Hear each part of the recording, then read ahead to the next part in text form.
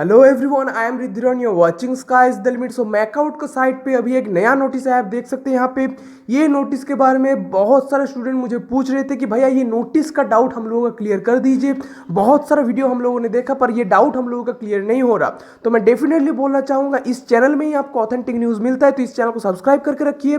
इस चैनल में ही आपको हर एक चीज़ समझाया जाता है, तो इस चैनल को सब्सक्राइब कर लीजिए। वीडियो अंत तक देखते रहिए, आपका हर एक डाउट क्लियर हो जाएगा। तो चलिए ज़्यादा समझ लेते हैं, वीडियो को आगे बढ़ाते हैं। तो चलिए आप देख सकते हैं ये जो नोटिस है यही आया है मैकआउट का साइट पे, और इसको लेके स्टूडेंट्स लोग बहुत ही कंफ्यूज हो रहे थे कि भैया आप समझा दीजिए। कोई भी नहीं हमको समझा पा रहा ये चीज़ एक्चुअली है क्या। कॉलेज में भी हम लोग टीचर से उतना ज़्यादा हेल्प नहीं मिल रहा। तो मुझे लगता है कि डेफिनेटली आपको ठीक से बोलना चाहिए, कॉलेज से भी आपको डेफिनेटली हेल्प किया जाएगा, ऐसा कोई बात नहीं है।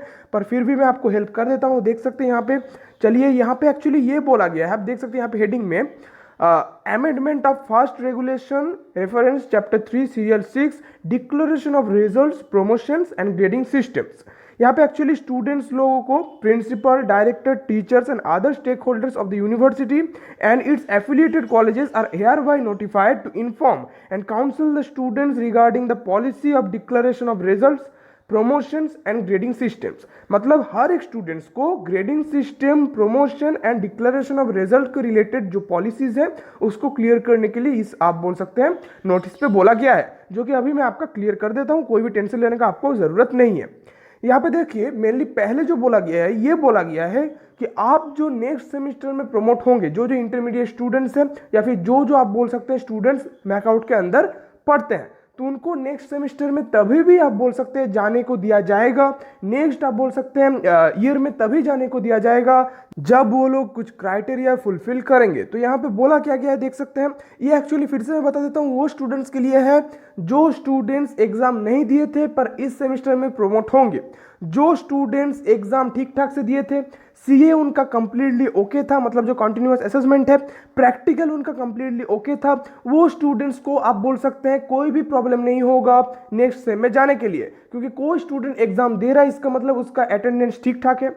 नेक्स्ट उसका एडमिट कार्ड भी उसके पास ही था, ठीक ठाक एडमिट कार्ड जनरेट हुआ था, इसलिए वो एग्जाम दिया है। तो जो जो स्टूडेंट्स एग्जाम दिए थे प्रीवियस सेमेस्टर में उनको टेंशन लेने का कोई भी जरूरत नहीं है। जिनको रिजल्ट मिल चुका है उनको टेंशन लेने का कोई भी जरूरत नहीं है।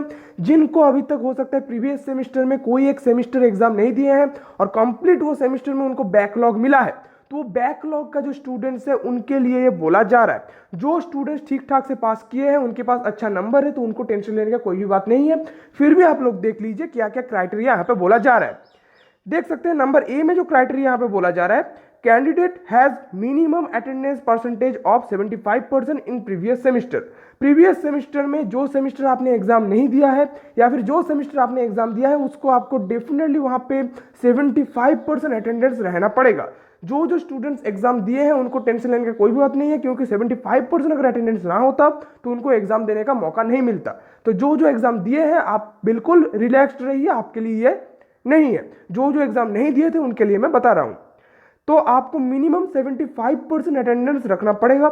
नंबर बी में आपको यह बोला जा रहा है, candidates must have appeared for all internal exams and has secured marks in continuous assessments, sessional exams and practical examination. Practical में, सीए में एंड सेशनल जो एग्जाम्स होता है उसमें आपको ठीक ठाक से मार्क्स गैदर करना पड़ेगा।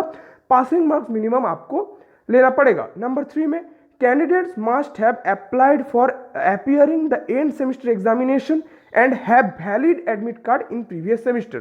मतलब जो जो स्टूडेंट्स एग्जाम नहीं दिए थे वो अलग बात है, उनके पास डेफिनेटली एडमिट कार्ड एंड वो फॉर्म फिलअप जो किए थे उसके आप बोल सकते हैं उसके रिगार्डिंग जो फॉर्म था वो डेफिनेटली उनके पास रहना पड़ेगा। एग्जाम किस वजह से नहीं दिए थे वो अलग रीजन है, पर एग्जाम के लिए अप्लाई किए थे या नहीं किए थे ये सबसे बड़ा आप बोल सकते हैं देखने का चीज है। तो ये 3 क्राइटेरिया, अटेंडेंस, सब आप बोल सकते हैं इंटरनल जो मार्क्स है वो कंप्लीट करना, एंड लास्टली आपका जो एडमिट कार्ड जनरेट हुआ था या नहीं हुआ था इसको देखना इंपॉर्टेंट है। अगर वो स्टूडेंट्स का ये 3 कंप्लीट है, ए, बी और सी, तो वो स्टूडेंट डेफिनेटली नेक्स्ट सेमेस्टर में प्रमोशन आप बोल सकते हैं उन स्टूडेंट का मिल जाएगा। और जो जो स्टूडेंट एग्जाम दिए थे उनको टेंशन लेने का कोई भी जरूरत नहीं है, आप ऑटोमेटिकली नेक्स्ट सेमेस्टर में प्रोमोटेड हो जाएंगे। तो यहाँ पे यही बोला गया है। यहाँ पे देख सकते हैं डार्क में और एक चीज बोला गया है जो कि मैं आपको पढ़ के सुनाता हूं। If any candidate fails to secure minimum qualifying marks, pass marks in sessional or practical examination would suffer year lag and they have to continue the semester concerned afresh in next academic year. However, there would be no separate qualification या फिर qualifying and pass marks in internal exams of 30 marks, CA 25 plus attendance 5. The marks of back paper will be determined from the marks obtained in the theory examination and marks of continuous evolution of the regular semester. No upgradation of internal and continuous assessment marks would be allowed. मतलब यहाँ पे भी same ही बोला जा रहा है कि अगर आपको मिनिमम क्वालिफाइंग मार्क्स नहीं रहा आपका सेशनल या फिर प्रैक्टिकल पेपर में, या फिर सीए मार्क्स आपका कंप्लीट ना रहा, सीए 25% मार्क्स एंड अटेंडेंस का 5 मार्क्स, टोटल 30 मार्क्स अगर आपका कंप्लीट नहीं है तो भी आपको हो सकता है प्रॉब्लम फेस करना पड़े। तो मैं डेफिनेटली बोल रहा हूँ जो स्टूडेंट्स का ईयर लैग है, मतलब कोई सेमेस्टर आपने कंप्लीटली नहीं दिया है, तो आपको यहाँ पे ए बी सी जो फॉर्मूला है यहाँ पे बोला गया है पॉइंट्स, ये आपको डेफिनेटली कंप्लीट करना पड़ेगा। एंड लास्टली आपको और एक चीज बता देता हूँ, आपको यहाँ पे डेफिनेटली सीए हो गया, कॉन्टिन्यूअस असेसमेंट मतलब जो है आपका, उसके बाद आपका प्रैक्टिकल एंड सेशनल जो एग्जामिनेशन होता है वो एग्जाम आपका अगर कंप्लीट नहीं है, आप बोल सकते हैं तब किसी भी हालत पे आपको प्रमोशन नहीं मिलेगा। तो कौन कौन स्टूडेंट्स को प्रमोशन मिलेगा मैंने आपको क्लियरली समझा दिया। However there would be any limit of number of back papers of continue their study in subsequent semester as regular candidates, मतलब आपको कोई भी लिमिट नहीं होगा कोई बैकलॉग पेपर का, मतलब हो सकता है आपका बैकलॉग है पर ये सब क्राइटेरिया आपका कंप्लीट है तो डेफिनेटली आपको चिंता करने का कोई भी जरूरत नहीं है। ये क्राइटेरिया अगर आपका कंप्लीट है तो बैकलॉग पेपर आपका है अगर, तो आपको फ्यूचर में हो सकता है बैकलॉग आप बोल सकते हैं फिर से देना पड़े और आपको क्लियर करना पड़े, पर आपको प्रमोशन में कोई भी प्रॉब्लम नहीं होगा। पर ये जो आप बोल सकते हैं पॉइंट्स मैंने बोला मेनली एबीसी दिए, तो 3 पॉइंट्स मैंने बोला, ये 3 पॉइंट्स अगर किसी भी स्टूडेंट का क्लियर नहीं है तो उनको प्रॉब्लम फेस करना पड़ सकता है, तो हो सकता है उनको कंप्लीट एक ईयर लैग मिल जाए। तो मैं बोलूंगा डेफिनेटली आप श्योर हो जाइए ये 3 पॉइंट आपका क्लियर है या नहीं है। अब चलिए यहाँ पे डीजीपीए के बारे में क्या बोला है हम लोग जान लेते हैं। A student be awarded with DGPA for completion of his respective course if he or she successfully completes all theory, practical and sessional paper in all the semesters successfully.